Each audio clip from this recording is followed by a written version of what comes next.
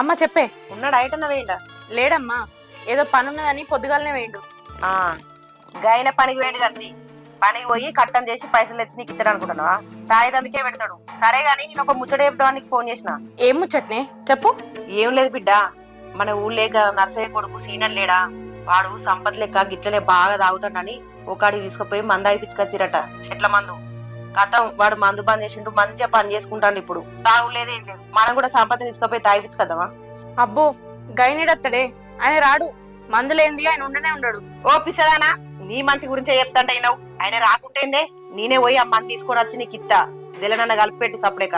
అమ్మో, ఈ విషయం గిట్లా ఆయనకు తెలిసిందనుకో నన్ను బతకనియడు. అయినా ఈ చెట్ల మందులు అవి ఇవి నమ్మద్దే అమ్మా, ఏమైతుందో తెలియదు. ఎవరికి గట్లనే ఈ మందు మాన్పియాలని మందు ఓపిస్తే పిచ్చిలేసిందట. ఇంత కళ్ళకు కనబడకుండా అవుతాడు. అద్దే అమ్మా. ఏం కాదంటే చెప్తున్నావా అనే